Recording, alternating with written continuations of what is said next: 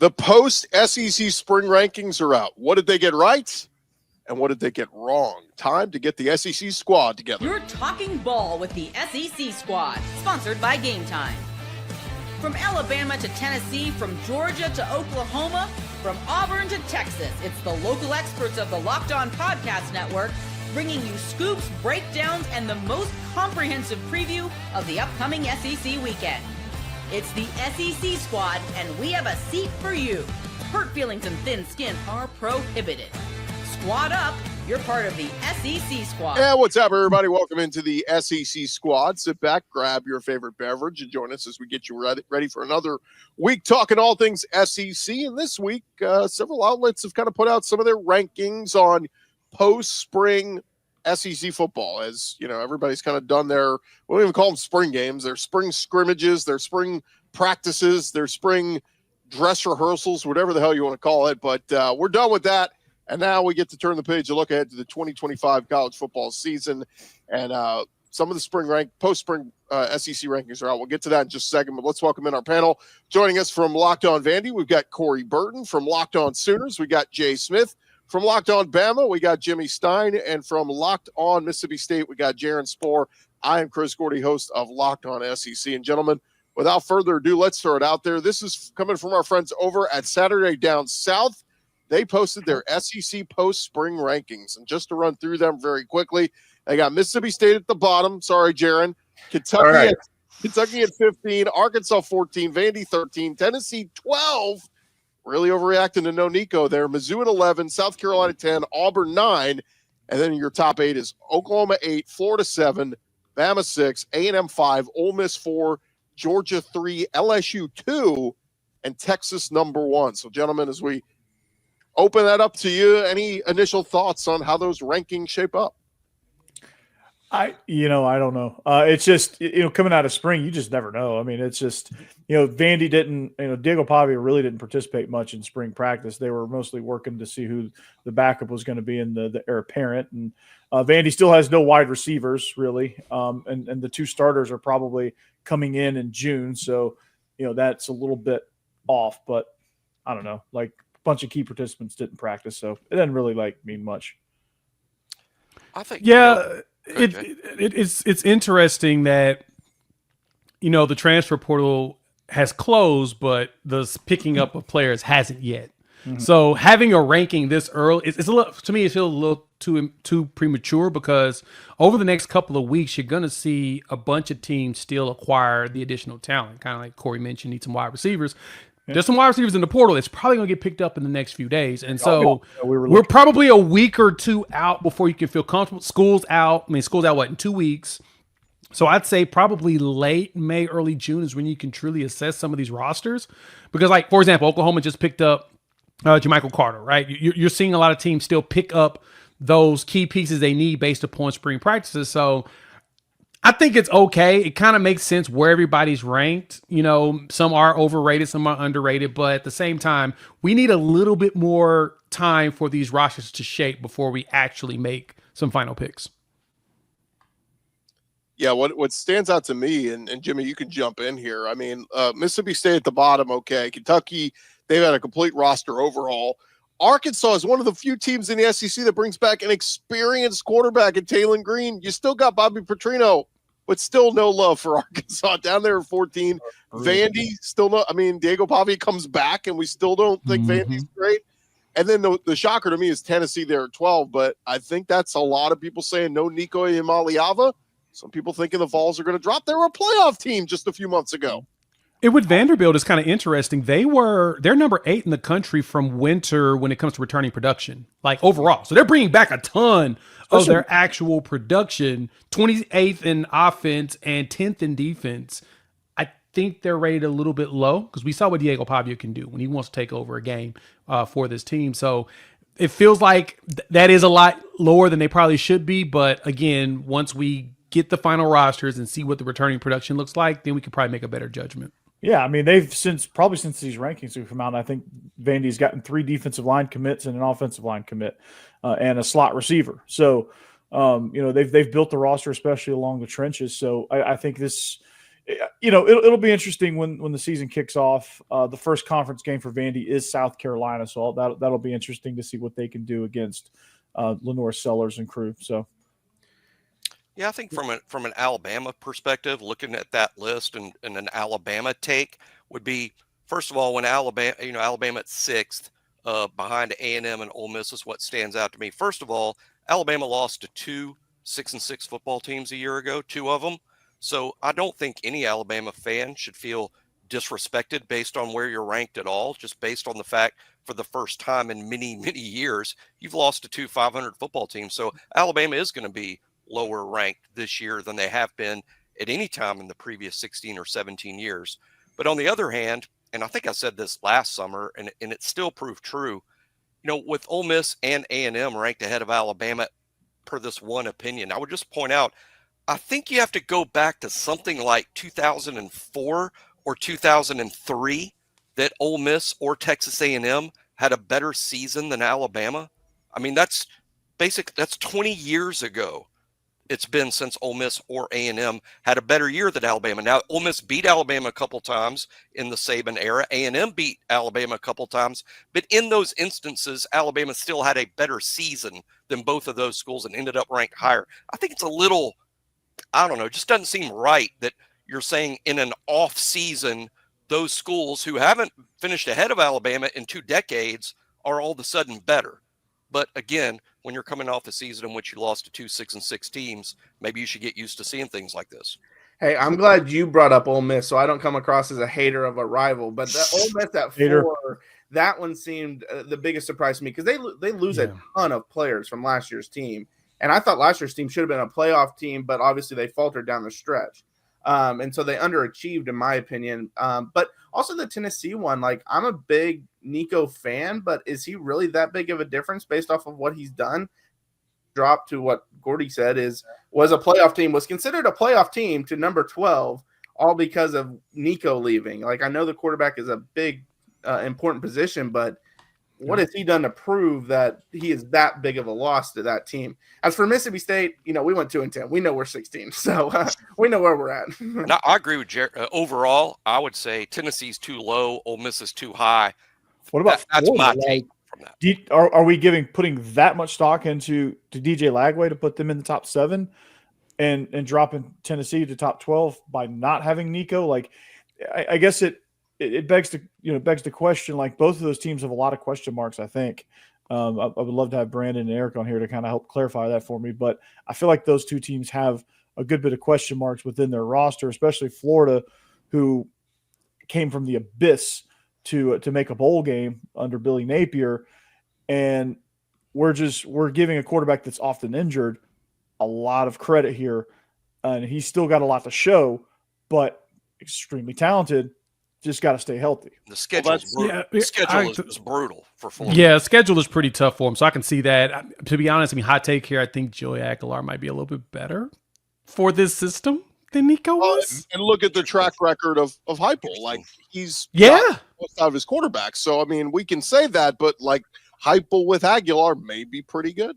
Yeah, Joey will sling it, and that's what Heupel's going to want him to do, even though I know Heupel's going to prefer to run the ball more. I guess my question is, what does that running back room looks like, and how much trust they have with Dylan Sampson being gone? Probably will, shape itself as the season progresses, but just as you said, Gordy, I kind of like Joey at quarterback at Tennessee. Makes me a little nervous. Well, and I don't trust A&M until they prove it, Yeah, well, and with Aguilar, his biggest knock was turnovers and turnover-worthy plays, as Pro Football Focus calls them. And the whole point of the Tennessee system is kind of take that away from the quarterback by giving simple reads and simple plays. So, like Jay said, I think he might be better for that system than what Nico did because, again, obviously every system is to take away turnovers, but there is like a major emphasis because of how simplified they try to do things. And I know this is a dirty word in college football these days, but like, could he be just a game manager? Like, game manager's not bad. I've used those words with Ty Simpson. If Bama's got the talent all around him, if he could just be a game manager, don't cost them the game. Just make the plays that are there. Take, move the chains, keep drives alive. Like, I think that could be fine. I think Aguilar could be that for Tennessee. And to answer your question, I think they're going to be a little bit running back by committee with Deshaun Bishop and Peyton Lewis and all those guys. Maybe not the heavy rusher that Dylan Sampson was, but that room as a whole can equal the production still. Because, yes, that's the one thing we want to talk about Heupel. They love to throw it, but they've since he's been there, they've been a dominant run team. Absolutely. And Jimmy, question for you about Ty Simpson. I know, Chris, you just mentioned that word, game manager, but with Ryan Grubb, is he more than that? I think really one of the things that's been lost in the discussion about Alabama's quarterback battle is everyone talks about Keelan Russell's tools, the 5-star true freshman, who is a toolsy kid, because kids that show up with that 5-star rating, they tend to be very toolsy. People forget Ty was a 5-star also. I mean, Ty showed up with above average athleticism, above average arm talent. It just took him a while to adjust because he didn't play in Dallas like Keelan Russell did, or in Atlanta like Trevor Lawrence did. He didn't play against big time competition in high school. I think it took him a couple of years to adjust to the speed of things. And then once he made that adjustment, he was sort of blocked on the depth chart by Jalen Milroe. Now I think Ty's more toolsy than people believe. But, Chris mentioned game manager. That's like a soapbox issue for me. I heard a head coach say one time, by game manager, do you mean a quarterback that gets my team into the right play all the time, that is a coach on the field and doesn't turn over the ball? Because if I had more of those guys, I'd still be coaching. Fair point. That is the truth. That since when did that? I love how that's become such a negative connotation. Yeah. He's just a game manager. What is it? I still don't know really what that means. Just say you think he's an average quarterback. Isn't Mahomes a good game manager? Isn't Josh Allen a good Tom game Brady? manager? Isn't Lamar a good game manager? They win every week. We Peyton think like Manning is the master of game a management. Greg McElroy, that type of quarterback. Like, he's not going to wow you, but he's going to make the plays that need to be made, and you're going to win a lot of games. Like Corey said, he's just an average quarterback. He's not going to go win you the game, but he's going to. That's what the game. I'm not saying that about Ty Simpson. I'm saying that right. I'm just saying the game manager to me just has a negative connotation when it shouldn't. But I realize there are guys like, I think Stetson Bennett is a game manager, right? He's got more trophies on the mantle. The whole mantle fell down and burned in the fire. That guy took a lot of chances, dude. That I don't know, man. He might be a gunslinger. Let's hold it. It's true. Let's hold it right there, guys. When we return here on the SEC Squad, we'll get to some more of those teams in the top 8, those teams that are projected as favorites in the conference. That's coming your way next, right here. SEC Squad, talking more ball next.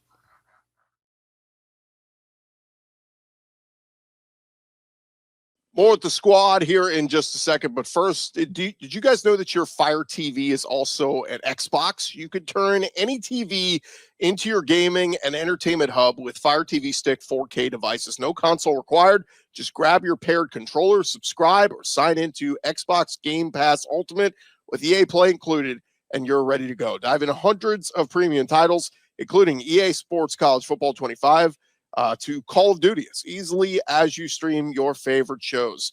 Of course, if you could jump into your favorite Xbox title without needing your console in every room, you can do that with Fire TV Stick 4K, making it possible to keep playing from almost anywhere. If you already have a console, a Fire TV Stick 4K device is more affordable and easier to travel with, allowing you to take you or your kids' games wherever you plug in. Head to Amazon.com/Fire TV Locked On to get started. Xbox Game Pass Ultimate subscription and compatible controller are required. Available on select devices, including Fire TV Stick 4K, Fire TV Stick 4K Max, and Fire TV Cube. Check it out right now. It's Amazon.com/Fire TV Locked On. SEC Squad rolling along here, and we're talking a little bit post-spring SEC rankings. Our friends over at Saturday Down South put out theirs. Again, this is just one group's opinion on what 1 through 16 should look like. But we talked a little bit on those teams in the lower half. How about some of the teams in the upper half? We touched on Florida and Alabama, but how about looking at that top 5? And Jimmy, I think you kind of touched on it. Ole Miss at 4. Look, Lane's been incredible since he's been there. But, man, I watched that draft last weekend. I saw 8 Ole Miss Rebels all go, guys that they brought in through the transfer portal, guys who've produced a lot, from Jackson Dart to Trey Amos, Trey Harris, Princely Amonmiel, and Walter Nolan. All those guys are gone. Look, I think Austin Simmons can be good, but in 2025 or 2026, I think Ole Miss has a little bit of retooling here. I won't say rebuilding, but I don't know if Ole Miss is hands down a top 4 team going into the season. Austin Simmons is going to have to learn quick, man. He's going to have to learn on the job, and they're going to have to figure out how to replace all those studs. But otherwise, I mean, I think they're a well-built program, so I don't think they'll have a ton of trouble retooling. At number 4, though, I'm not positive on that.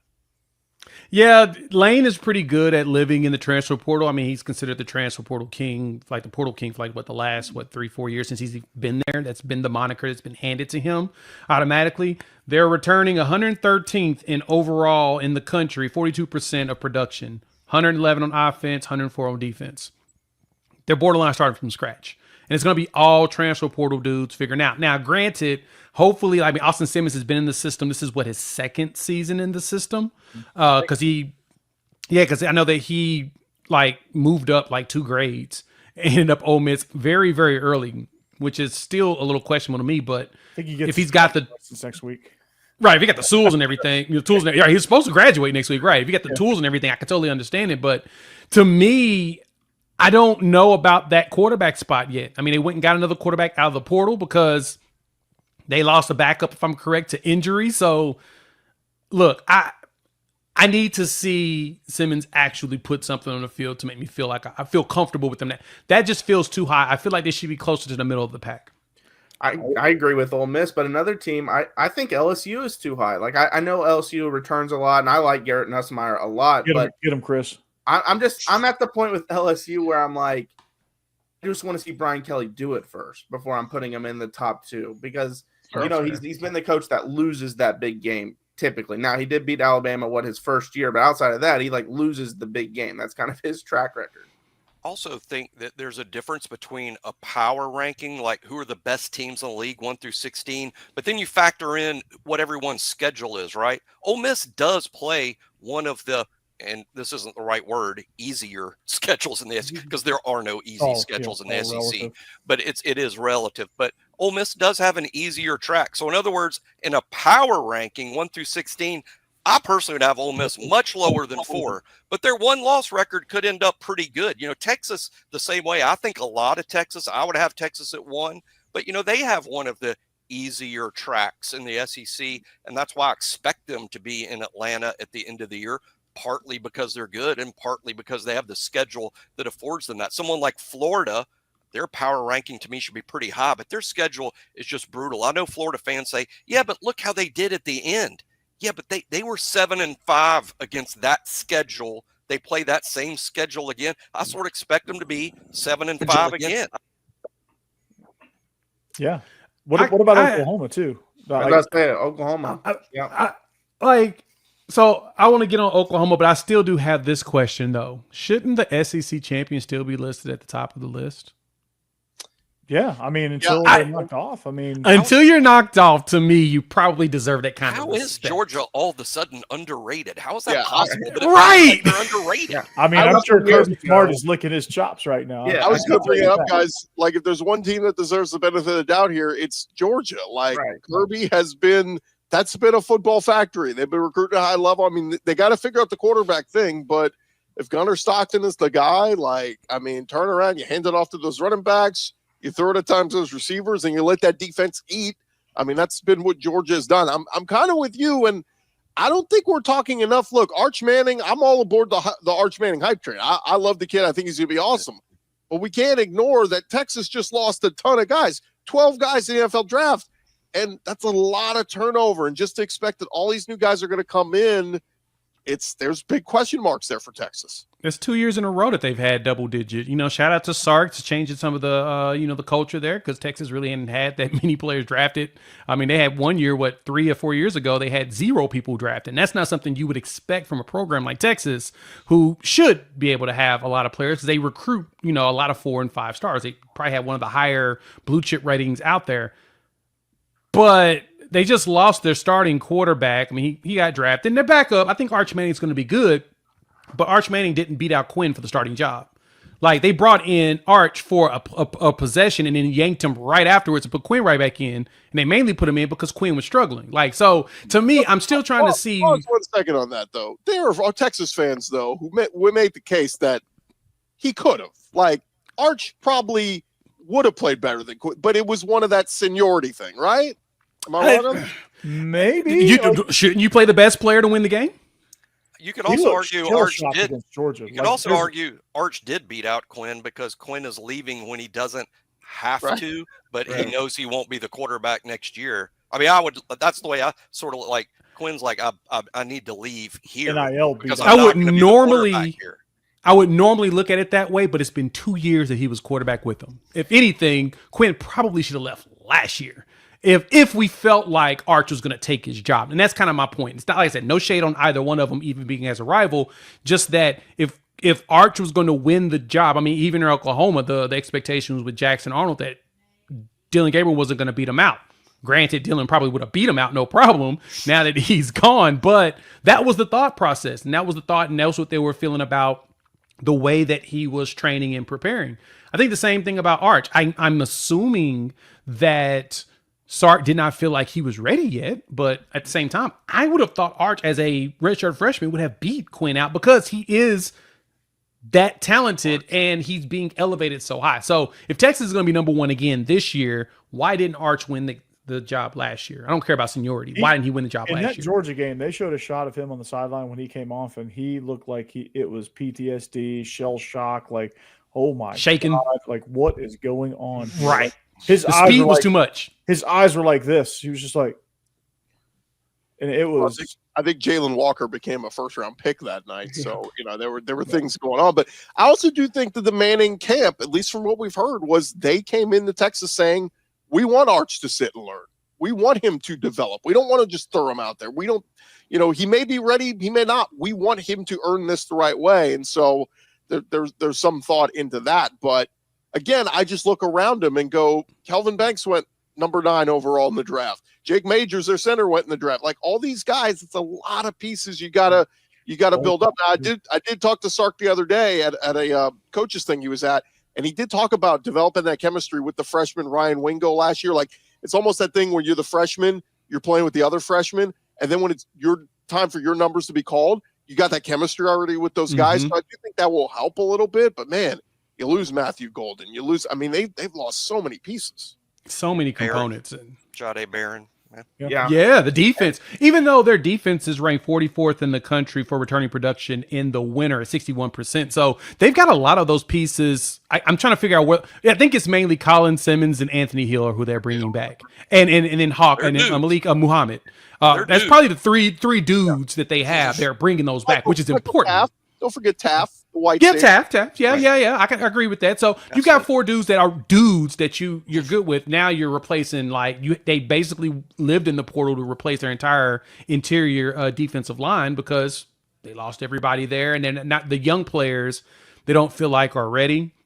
But I think their defense should be fine. I'm still questioning with the offensive line losses and the quarterback play. We got to see if that's going to show up. But for Oklahoma, it's brought in a quarterback with numbers. Yeah, it's a lot of I love your quarterback, Jay John Mateer. That guy's gonna be a stud. Mateer has he just needs a better wide receiver core than Oklahoma had last year, whose wide receivers were all healthy ones, all in the mash unit. That was crazy.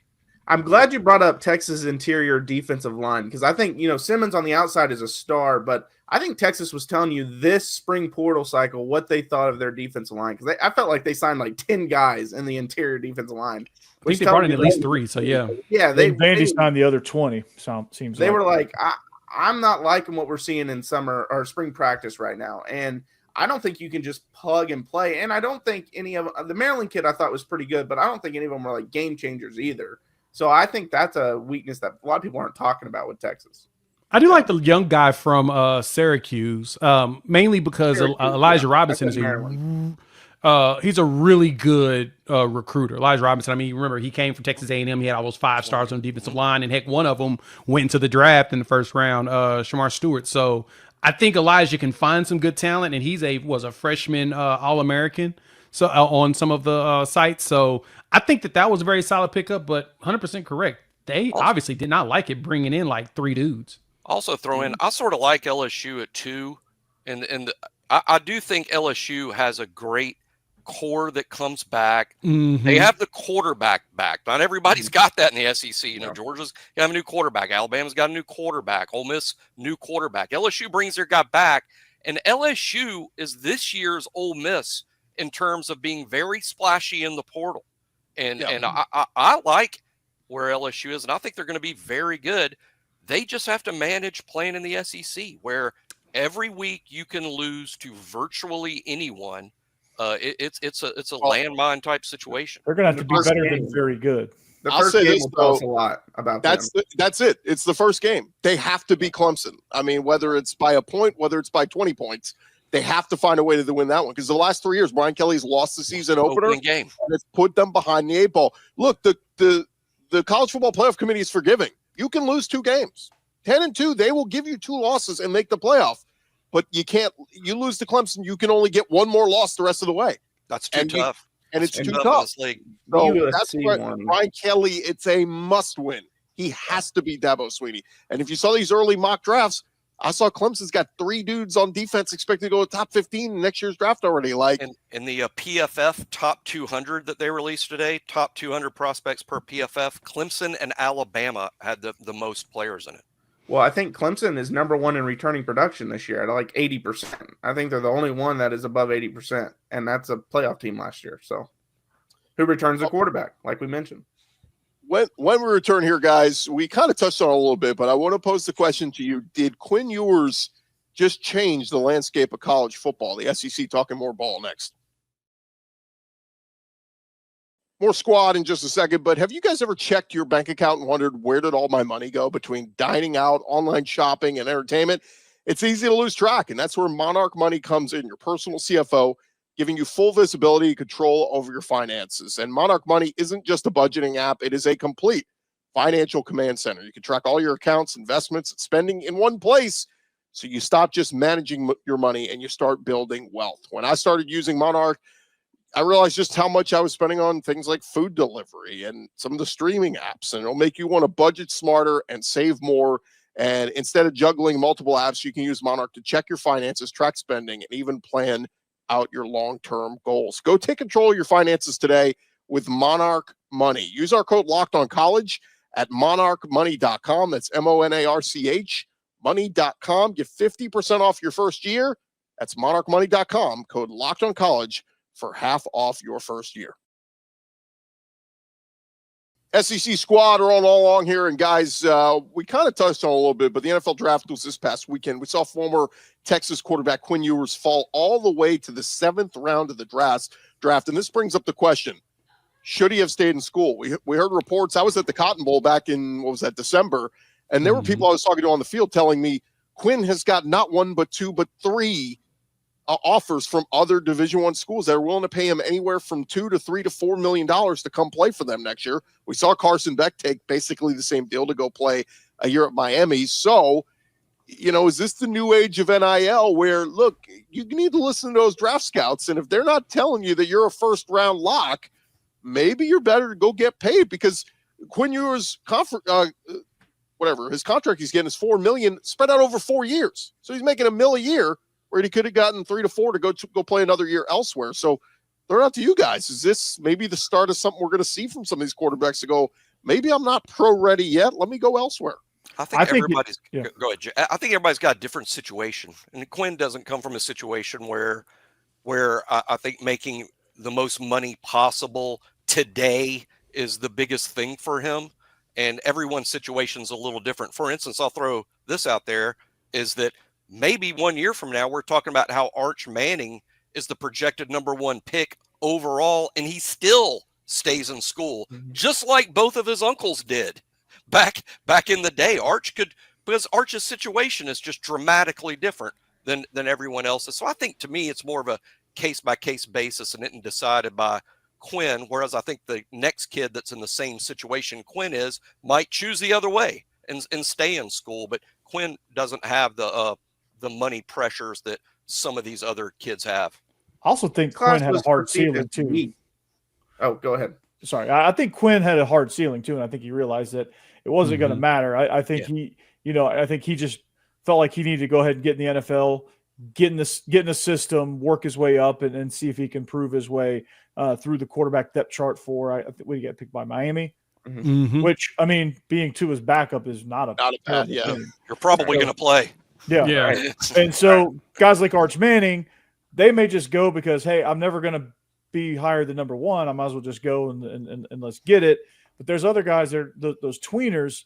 They're probably when they look at Quinn Ewers and they look at Shedeur Sanders falling, they're going to say, okay, well, I've got some guaranteed money to go to Kansas State. I'm going to go to Kansas State and play one more year and see what that does for me. And so I like Jimmy said, it's a great point. It's going to be case by case, depending on who the guy is, depending on where they think their ceiling is and how much more they think they can develop. I mean, your guy Pavia, he wasn't coming out. He would have been not a 5th, 6th, 7th round pick. He makes more money at Vanderbilt and probably not a chance situation. But Quinn is like, hey, I'm Quinn's got pretty good no matter what I do. Yeah, Well, like you mentioned, I think Quinn knew he reached his ceiling. This was also perceived as a weak quarterback class, whereas next year's class is perceived as a stronger class. So he's also risking not getting drafted next year because it seems like the last 2 years he's projected as a first-round pick when the year starts, but by the end of the year, due to his play, he's a later-round pick every time. I mean, it always baffles me on that part. That's the thing that gets me. It's the last 2 to 3 years we've been hearing that Quinn was going to be a first-round pick, like he was somewhere in the top 10 to 15 picks every year, and then as the season progressed, it got worse. But then the next year, oh yeah, he's definitely going to be a top 10 pick this year. What about him has proven to us that he was ever going to go that high? Nothing. He's injury prone, which playing behind Tua means you're going to play, but can you stay healthy too? He has not finished the season. Just saying, he hasn't finished the season, and a lot of his faults that we can all point out, they're pretty glaring, especially in the NFL. So the decision making, some of the throws get erratic. You know that those are going to be a problem going forward. So to me, I don't think this is going to change. And I do agree with Jimmy. It is going to be a case by case situation. But remember, when that house settlement comes down, all this compensation stuff is going to change. So in a lot of those situations, it's going to make sense to go try and get drafted 6th or 7th and get that 4-year, $4 million or whatnot, instead of staying on the team and only be able to take up maybe $2 million